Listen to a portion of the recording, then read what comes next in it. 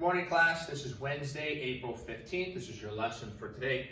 9th grade world history. Make sure you're taking your quiz as soon as this lesson is over. Go right over and take the quiz for 9th grade world history, Wednesday, April 15th.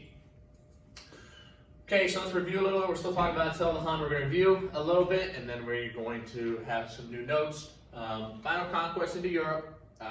This is the time period 451 AD, where Attila became the most well-known, the most infamous. 450 AD, a woman named Honoria was seeking an escape from an arranged marriage, and she sent a message to Attila along with her engagement ring asking for his help. Attila interpreted this as a marriage proposal and sent back word that he wanted half the Western Empire as dowry.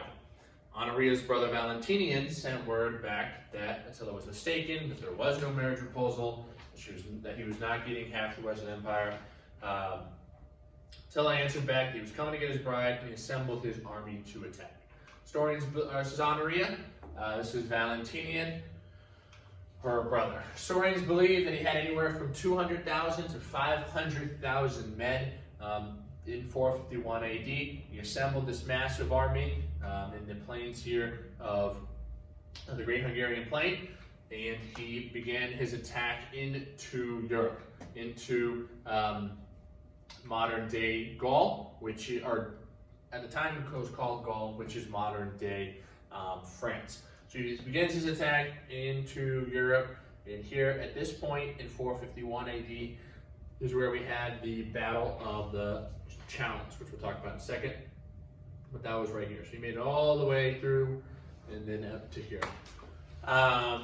So the Huns' reputation preceded themselves. Attila was depicted as a devil, as this creepy thing over here, some as a king.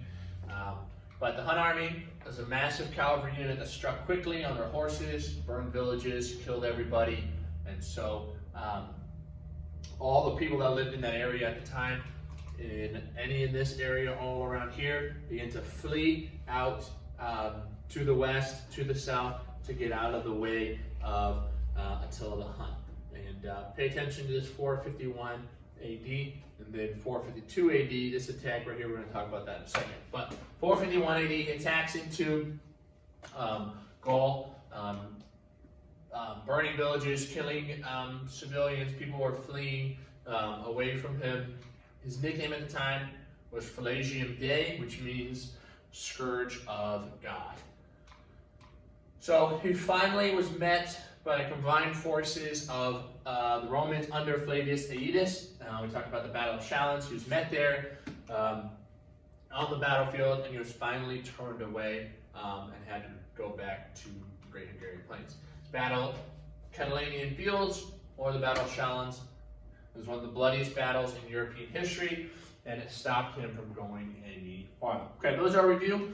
New notes for today. So in 452 AD, Attila turned his attention to Italy. Attila ravaged cities in Italy, and he stopped at the Po River. So I'm going to go back to this map, show you everything that happened. So the proposal happens, he takes his army, Battle of Chalons under Flavius Aetus, and had to turn back. A year later, he was bored, so he attacks, this time down into modern-day Italy. Rome is down here. He comes through 452 AD and stops at the Po River. This is the Po River right here. We learned about this already. This is the Po River, and he stops at the Po River. He does not cross the Po River, 452 AD. So he destroyed a bunch of cities, killed a bunch of people, and then stops at the Po River. Historians are not sure why he stopped. Some believe that he was out of supplies. Some believe that they some historians believe he ran out of food, and so he either turned back and go back to the Great Hungarian Plain.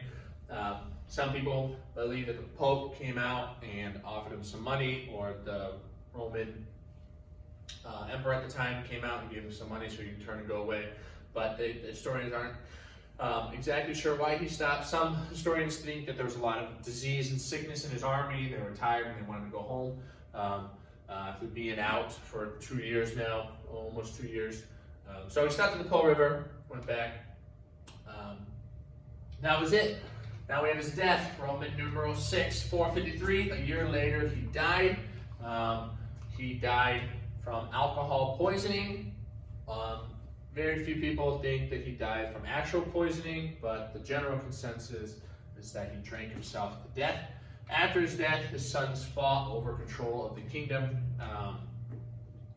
But 16 years after he died, his entire empire was gone. About 4 different of his sons tried to fight for control of the empire, and it completely fell apart. 16 years after he died, his empire was completely gone, no more to be found. So that is the story of Attila the Hun. As soon as you are done with this lesson, go over and take your quiz for today. Thank you.